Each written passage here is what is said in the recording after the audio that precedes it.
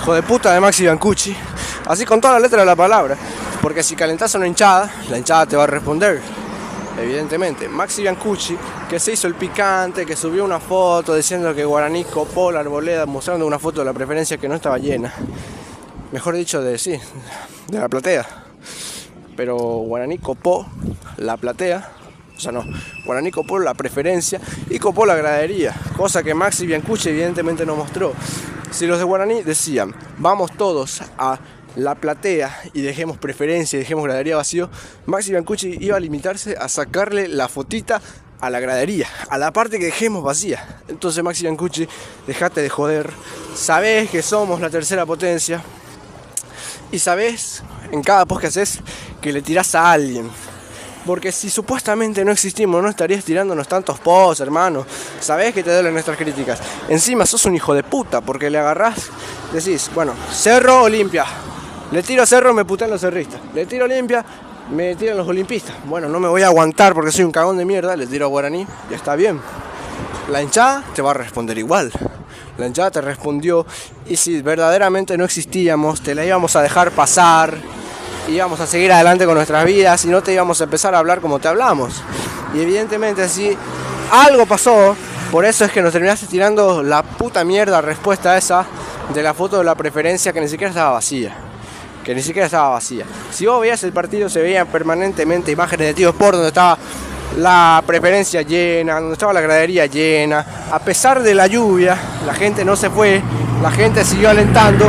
Y evidentemente Maxi Biancucci la tiene bien adentro y se quiere hacer el que sabe, pero no. Porque es lo mismo que yo agarre, le tire a la hinchada de Luque, diga, los de Luque son todos unos muertos, dejaron todo vacío el estadio. Bueno, y de por ahí la hinchada de Luque me responde, dice, el domingo copamos el estadio, y copan el estadio, pero dejan un sector vacío. Y yo me agarro a ese sector vacío que la hinchada de Luque deja, estando actualmente en los puestos altos, más allá que tuvo una seguidilla de partidos malos, seguía en los puestos altos. Y no te quieras venir a hacer el picante, Biancucci, porque Cerro jugó contra Meliano y parecía un partido con barra suspendida porque no había nadie. Esas personas que estaban en la nueva olla, las juntabas en la Arboleda y no te la llenaban tampoco. Además que Cerro tiene mucho más alcance de gente, más allá de que no sé quién pueda llegar a salir campeón de este campeonato. Maxi Biancucci la tiene bien adentro, porque mostró la imagen de la platea de la Arboleda vacía, no vacía porque había gente, pero no mostró la preferencia y no mostró la gradería. Encima, la gente de Nacional llevó su gente. También llevó su gente la gente de Nacional. Era una cantidad mayor a la que nos tenía acostumbrado Nacional. Y yo aplaudo a la hinchada de Nacional porque llevó gente al partido. Porque sabía que era un partido clave. Y la hinchada Nacional estuvo alentando. Más allá que era minoría. Pero siguieron alentando igual. Entonces, si yo me agarro mañana y digo la hinchada de Luque no tiene gente y muestro una imagen de una preferencia vacía sabiendo que la gente de Luque está en platea, puede estar en gradería, es una estupidez muy grande y demuestra una falta de madurez enorme y no deja de demostrar que la tiene bien adentro hasta el fondo Maxi Biancucci. Entonces, pasa al costado para Maxi Biancucci, que sigue diciendo estupideces y bueno, nada más que decir respecto al tema.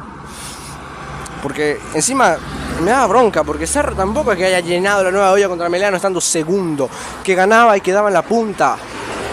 Y no llenó ni la mitad del estadio. Entonces, dejémonos de estupideces, dejémonos de intentar calentar y dejémonos de darle importancia a este pelotudo. Porque ya se habrá dado cuenta que hay gente que le responde si nos tira a nosotros y no es la cosa como él piensa. Entonces se quiere hacer simpático como para ganar la disputa, ¿viste?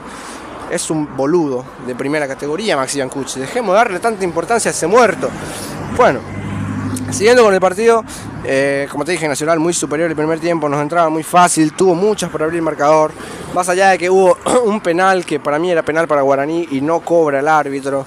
Bueno, luego lo expulsan a Tomás Gutiérrez, bien expulsado para mí, es falta amarilla y roja, no hay mucho más que explicar. En el penal lo engancha a John Sánchez, que estaba literalmente cara a cara luego de salirse de Tomás Rodríguez. Y nada, es roja, es expulsión. Gracias a él Guaraní ganó el partido. En el 1-1 Aldo Pérez bien, sólido Aldo Pérez, seguro Aldo Pérez como la mayoría de los partidos. Veía un comentario de un hincha que decía: Aldo Pérez nos da el 70% de seguridad, y más para mí es 75 para arriba la seguridad que nos transmite Aldo Pérez, porque en el tiempo que lleva en Guaraní no se equivocó mucho, se equivocó muy pocas veces. No recuerdo así errores graves de él. Lo que sigue, la defensa, Saracho y Barbote. A mí no me gustaba Saracho Barbote. Los dos me terminaron cumpliendo. Cabañas también terminó cumpliendo. Yo decía: Cabañas, ¿cómo lo vas a meter a este pibe en un partido tan importante? Y Cabañas terminó cumpliendo, lo hizo bastante bien. Lo mismo con Thiago Servín. Más allá de que no es ofensivamente lo que te puede aportar Maidana, hizo un buen partido, se comportó, fue mucho mejor que en el partido contra los de Mayo, en el que le ganaban de lo lindo. Y luego vamos a pasar al mediocampo, donde estaban JJ y Maíz. Para mí Maíz hizo un buen partido, más allá que se equivoca en esa jugada en la que termina impactando el palo la pelota. Pero para mí Maíz, partido correcto, siempre pelea, siempre es el que mete actitud, que es lo que siempre se agradece. En los momentos malos se agradece la actitud. En los momentos buenos, cuando el equipo juega bien, también tiene que agradecer la actitud del jugador. Además de eso también jugó JJ Sánchez, que tampoco hizo mal partido, ahí en el mediocampo más discreto, dejando por las bandas a Alcides Benítez, que para mí es un partidazo, una de las figuras del partido, Alcides Benítez, junto con Delis Rodríguez, que no apareció mucho. Luego salió por el pibe Nelson Romero, que marcó un gol, un debut de ensueño para el pibe, porque gana la punta, porque metió un gol, porque hizo el gol solo. Torales, que para mí un poco egoísta de su parte, no ir a festejar con el juvenil que no le pasó la pelota, yo entiendo. Pero es un pibe, quería marcar evidentemente. Y seguramente yo, al ver esa reacción, lo primero que se me pasó por la cabeza es: si Nelson Romero fallaba el tiro, Torales le iba a reprochar, y le iba a reprochar a un pibe que quería marcar un gol para la victoria. Al final lo terminó marcando y Torales no festejó con él.